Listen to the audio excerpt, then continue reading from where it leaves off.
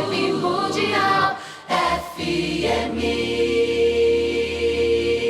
Todos os mecanismos de defesa, aliás, todas as neuroses, né, até psicoses, vêm porque as pessoas elas trancam suas emoções, elas reprimem suas emoções, né? E se você for essa pessoa, eu espero que você diga igual a Luísa Posse, eu é que não sou essa pessoa. Porque se você for essa pessoa, você é uma pessoa que está se maltratando, que está criando aí um precedente para ficar doente. Então eu te aconselho sair dessa, eu te aconselho mudar essa chave. E eu estou aqui para te ajudar, eu aqui, Marcelo Cotrim, justamente no sentido de te dar elementos para que você, adquirindo inteligência emocional em alto nível. Por que eu falo em alto nível? Porque tem muita gente que fala em inteligência emocional no sentido de saber influenciar pessoas no meio profissional. E não é o meu propósito aqui. Eu acho que se você influenciar pessoas, que seja pela naturalidade da livre expressão da tua essência. Se você influenciar pessoas e exercer o seu poder, muito bem, mas que seja pela naturalidade da livre expressão do seu carisma. Que não seja uma coisa forçada, calculada, pensada, artificial, né? Então, por essa razão, o que eu ensino para vocês hoje aqui é justamente uma libertação, uma cura, um domínio das emoções para que você ganhe, sim, inteligência emocional em alto nível, ou seja, algo que traga, em primeiro lugar, para você, paz interna, felicidade, saber lidar com os seus sentimentos de uma forma geral, tá bom? E com as pessoas também, claro, nas relações interpessoais, né? Saber lidar com as trocas emocionais, afetivas. Claro que isso está dentro desse universo da inteligência emocional também. Então vamos lá. O que é o mecanismo de defesa do ego? Na verdade, você tem, na tua infância, nós nascemos livres, né? Só que conforme a educação que recebemos, nós vamos sendo muitas vezes podados, cerceados, criticados talvez, abandonados talvez, vai depender de cada um, né? Da sua história pessoal, da sua infância. Mas tudo isso vai causando feridas, são lesões psíquicas, grandes marcas, grandes lesões no nosso mecanismo inconsciente. Essas lesões, elas, de uma maneira geral, eu vou colocar numa frase só. Elas acontecem porque as necessidades emocionais e até físicas do bebê, da criança que nós fomos, não foram atendidas.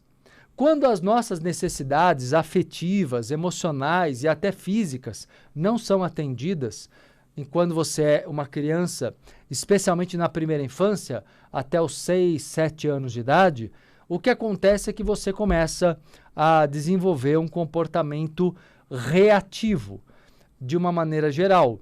Então você vai criando mecanismos de defesa para tentar se proteger. Por quê? Porque a frase que eu comentei que eu ia dizer é que, de uma forma geral, eu poderia dizer para vocês que todas essas feridas ou essas lesões na alma, essas lesões mentais inconscientes, elas, na verdade, são espécies de traições. Você foi, de algum modo, traído nas suas necessidades emocionais quando você era uma criança. Houve ali, entenda, você não pensou isso na época, claro, você era uma criança, mas você se sentiu traída, você se sentiu traído. E esse sentimento de ter sido traído, seja traído por ter sido abandonado, eu digo abandono afetivo, né? Nem estou falando em termos de abandono físico necessariamente, não é o caso da maioria, né? Tem uma minoria que é abandonado até fisicamente, mas eu estou falando de abandono psicológico, abandono emocional, ou seja, às vezes o pai e a mãe estão ali, a criança é cuidada, mas ela é cuidada nas necessidades básicas dela, mas ela é abandonada emocionalmente, porque não é dado a ela amor, afeto, proteção que ela necessita, né? Então essa criança, ela vai se sentir traída. Qual a consequência? E essa criança é você, eu estou falando de você. Assim como vale também, claro, para todas as pessoas ao seu redor. Você vai compreendê-las melhor também. Seu marido, sua esposa, namorado, namorada, filhos, pais. Você vai compreender melhor todos ao teu redor, né, a partir desse entendimento do que eu estou explicando agora. Então, na verdade, essas feridas, elas geram como consequência, você perde a coragem de ser você. Você perde a coragem. Em algum momento da tua história, em algum momento da tua vida, você perdeu a coragem de ser você mesma, de ser você mesmo, é ou não é? Você acabou se reprimindo, você acabou desenvolvendo aquele olhar, um comportamento de maior observação, menos expressão, para não acabar sendo atacado, criticado, reprimido em algum nível. Então percebe que esse comportamento que você desenvolveu, esse é um comportamento que vai gerando em você, ou seja, é um comportamento inseguro, que veio dos traumas, daquelas lesões psíquicas que aconteceram com você. Então, na verdade, esse processo, esses traumas, galera, eles vão desenvolvendo cada vez mais mecanismos de defesa. O seu ego, que é a sua personalidade humana, ele começa a desenvolver mecanismos para tentar evitar a dor, para tentar evitar a repetição da dor, tentar evitar a repetição do sofrimento que um dia já ocorreu, né? Então, assim, você começa a entrar, por causa do trauma, você entra num processo de autodepreciação, você se desvaloriza, se autodesvaloriza, se autodeprecia, você cria insegurança para mostrar quem é, começa a tentar forjar comportamentos que sejam adequados, né? E começa a ter dificuldades, de uma maneira geral, nos relacionamentos, né? E essas dificuldades, de uma forma geral, nos relacionamentos, vão gerando em você, né, uma série de travas, né, que são os mecanismos. Eu vou aqui citar alguns deles. Primeiro eu estou explicando para vocês por que acontece o trauma. O trauma gera uma dor que torna-se insegurança, e essa insegurança, ela começa a criar formas, você começa, seu subconsciente, seu inconsciente, começa a criar formas de compensar aquilo, né? Amenizar a dor, fugir da dor de alguma maneira. E é isso que eu, Marcelo Cotrim, explicando para vocês aqui, já nessa primeira parte do programa Entrevidas. Lembrando que eu vou junto com vocês, estou ao vivo aqui na Rádio Vibe Mundial, na Avenida Paulista, nessa terça-feira de carnaval. Ninguém nem está lembrando muito que é carnaval, né? Porque estamos num ano aí atípico, né? Mas, na verdade, estou aqui com vocês e vamos juntos até às 13 horas. Espero aprendendo muito sobre comportamento, tá bom? Então vamos lá, galera, continuando aqui com vocês. Então, como eu estava dizendo, né, retomando aqui o assunto, beleza, você desenvolveu ali, você tomou consciência de que você desenvolveu aí um monte de mecanismos. Quais são eles, né? Qual é a função geral dos mecanismos, antes de falar quais são? Que eu vou falar isso até o segundo bloco do programa aqui. Por que os mecanismos são necessários, então, aprofundando? Primeiro, porque eles protegem o ego de ameaças. Quais são as ameaças? A ameaça, por exemplo, que você tem de sofrer uma crítica, a ameaça de um abandono, a ameaça de um comportamento que te ridicularize, você se sinta ridicularizado, ridicularizada, percebe? Então, na verdade, todos esses mecanismos, né, eles vão gerar em você o mecanismo de defesa, de uma forma geral, ele vai adaptar o ego, melhor dizendo, ele vai tentar adaptar o ego para conseguir lidar com a realidade, para conseguir lidar. Ele vai mascarar as suas inseguranças para você conseguir lidar com a realidade e amenizar a dor psicológica. Então, vou pontuar aqui para vocês, a partir de agora, alguns mecanismos de defesa comuns e eu quero que vocês se analisem e vejam se vocês têm esses mecanismos ou não. E se tiverem, é interessante trabalhar aí a sua autocura, beleza?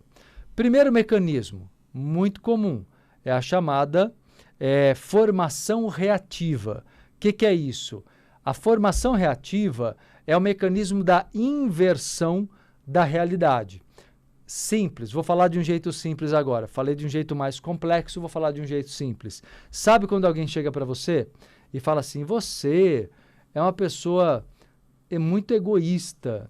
Aí você vira e fala assim, imagina, eu que faço isso e fiz isso e aquilo por você, você que é um egoísta, que fez isso, aquilo comigo, você agiu daquela maneira com todo mundo na nossa família. Ou seja, você inverte. A tua reação, você não sabe lidar com aquilo que foi dito sobre você, você não sabe simplesmente se posicionar, então você inverte e contra-ataca com a mesma crítica que recebeu, que aliás é um comportamento bastante infantil, né? É típico de criança, né? Você que fez, não, foi você que fez, né? Parece briguinha de irmãos, né? Na infância. Então, na verdade, a formação reativa é uma inversão da realidade. Fala aí, quem tem isso? Quem faz isso? Quem assume que faz isso? Quem assume que tem esse tipo de comportamento? A chamada inversão reativa, que é um comportamento, como eu disse, bastante imaturo, bastante infantil, né? Porque ele não trata, você não trata aquilo que recebeu como sendo, beleza, é a sua opinião. O que eu tanto ensino vocês aqui? Todo mundo aqui reconhecendo. A Zil, a Rose aqui no Instagram, Angélica aqui no YouTube. Facebook está oscilando, né, gente? Vamos ver se eu consigo, no intervalo eu tento ajeitar o Face aqui, vou ver se eu consigo ajeitar para vocês. Agora voltou, ele fica oscilando aqui o sinal do Facebook. Mas vamos lá. Então, como eu estava dizendo para vocês, na verdade, a formação reativa é uma inversão, é um comportamento de inversão. Vamos lá, continuando com vocês aqui. Então, outra coisa muito comum, tem um mecanismo de defesa que ele é natural, porque alguns são artificiais, a maioria, e são criados nessa relação com a sociedade, com o mundo, não é? Mas tem um mecanismo primordial, que é o mecanismo da projeção psicológica. Esse vocês me ouvem falar muito aqui, né? É aquele mecanismo pelo qual você olha para uma pessoa e, por exemplo, você critica uma pessoa que, na verdade, tem defeitos que você tem. Então, como você tem um olhar negativo, mas não quer assumir o que tem, você tenta encontrar pessoas que você acha que têm um comportamento parecido, porém ainda pior, e às vezes nem percebe que está criticando o outro porque é semelhante. Às vezes você pode também criticar uma pessoa não por ser semelhante, mas por possuir características que você gostaria de ter, ou porque ela tem uma vida que você gostaria de ter, ou porque ela tem um corpo que você gostaria de ter. Então chamamos isso de inveja, né? Então a inveja, ela está na base da projeção psicológica quando você se vê como o oposto da pessoa, tá? Quando você se vê com o oposto da pessoa. Então tem os dois casos, tá? No caso da projeção psicológica, você pode olhar para a pessoa e olhar e ver nela, enxergar nela você, como você é, ou você pode enxergar nela alguém muito diferente que você gostaria de ser, mas não assume, não reconhece. Então critica quem é diferente, mas no fundo sente inveja. Deu para entender?